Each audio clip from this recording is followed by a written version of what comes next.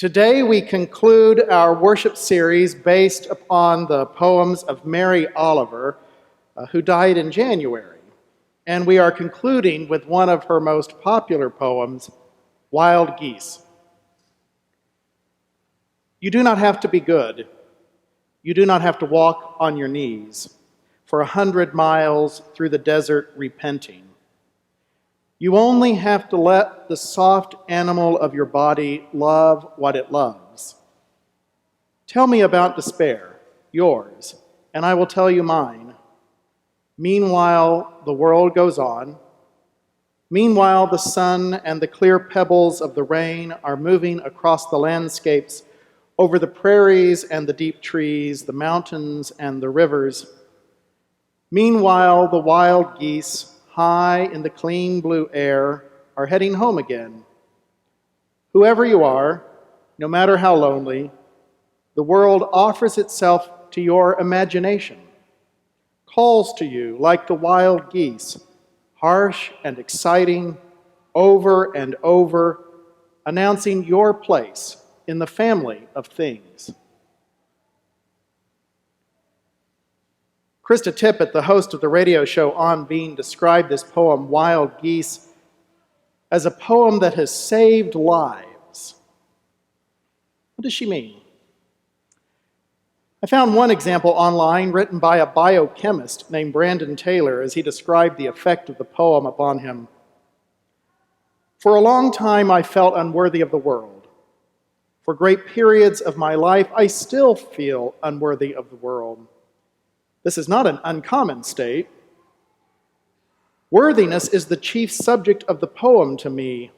The speaker, in an act of breathtaking generosity, offers the reader, no matter how lonely or afield they have found themselves, an opportunity to re-enter the world. I feel worthy of being in the world when I think of wild geese. I feel that the world has use for me, that there is a place for me in the world that is vaster and greater and eternal. And so this poem is quite popular. It comforts and inspires people. But there is more to it than one might realize on a first read. Shortly after Mary Oliver's death, writer Gina Cadlick produced a piece for LitHub pointing out the power of Mary Oliver as a queer poet, and particularly the queer perspective in this popular poem, Wild Geese, a perspective often missed by readers. Cadlick wrote, "Wild Geese is distinctly, uniquely queer. In the poem, the speaker gives the reader permission to inhabit their body, to be present in it, to know and own what they want without shame. Harder to do than it sounds, as any queer person can tell you." Cadlick wrote about growing up an evangelical who later in life had to learn that she could desire within her own body, and since I grew up as a Southern Baptist gay boy, I could identify with that statement. Cadlick wrote that Wild Geese and so many other of Oliver's poems are about allowing ourselves the permission to be fully present in our bodies and in their incumbent desires. She then drew this connection to queer life. The world still would diminish and constrain and limit and imprison and even kill gay and lesbian and trans and bisexual and queer people simply for occupying our bodies in a way as honest as the otters and the birds that Oliver observed on her walk through the woods and beaches of Provincetown. Don't be afraid of its plenty, she says of love. Joy is not made to be a crumb. What a delight that America's most beloved and best-selling poet of recent decades, a writer widely embraced for her spirituality, and who was described as the favorite poet of Christian ministers, was in fact a lesbian. And a lesbian who wrote with erotic passion about her lover, such as this excerpt from The Gardens. How shall I touch you unless it is everywhere? I begin here and there, finding you, the heart within you, and the animal and the voice. In the late 1950s, Mary Oliver was staying at Steepletop, the home of Edna St. Vincent Millay, which drew writers and artists, when one day she walked into the kitchen and saw the photographer Molly Malone Cook sitting at the table, and Oliver described the moment. I took one look and fell, hook and tumble. Oliver and Cook were together for more than 40 years. They lived much of that time in Provincetown, Massachusetts, known as a gay mecca. They ran a bookshop there together and each pursued their art. Oliver says she learned much from Cook that affected her poetry. She wrote, "M instilled in me this deeper level of looking and working, of seeing through the heavenly visibles to the heavenly invisibles." When Cook died of cancer in 2005 at the age of 80, Oliver produced a book entitled Our World, which combined Cook's photographs with Oliver's poems, a true testament of love and devotion. In that book, Oliver wrote of the surprising ways one can spend a lifetime with someone and still not fully know them. This is best expressed in the poem The Whistler. All of a sudden, she began to whistle. And by all of a sudden, I mean that for more than 30 years she had not whistled. It was thrilling. At first I wondered, who was in the house? What stranger?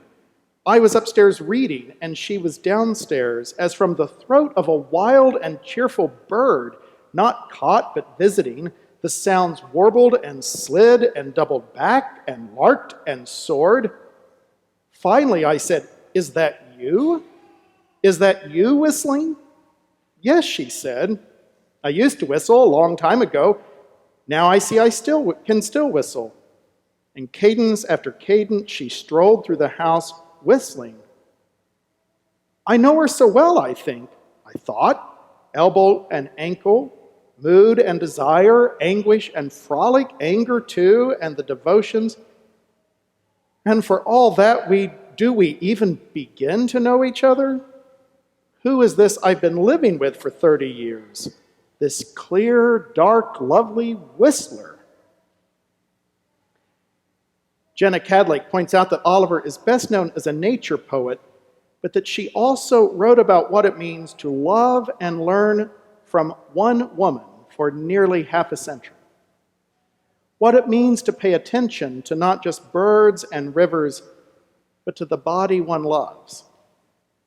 Cadlake continues, "There is a consistent affirmation in Oliver's poetry that we are worthy of our lover's time, effort, and gratitude. This is the queer erotic, the validation of our bodies as worthy of attention, of desire, of sex." Consider these lines from the Plum Trees. "There's nothing so sensual as sensual inundation. Joy is a taste before it's anything else. And the body can lounge for hours devouring the important moments. Listen, the only way to tempt happiness into your mind is by taking it into the body first, like small wild plums." According to Cadlake, Oliver's eroticism is more visible to the queer reader, who knows that queerness is not just about sex. It is fundamentally individual way of looking at the world. To queer is to break down, to destroy the structures that would limit or bar or imprison us, and to rethink, even replace them. Of course, this June was the 50th anniversary of the Stonewall Rebellion, a key turning point in the struggle for LGBTQ civil rights. It was so exciting to see how it was celebrated and honored in the wider culture. I was away on vacation that weekend, camping out with my husband and my son.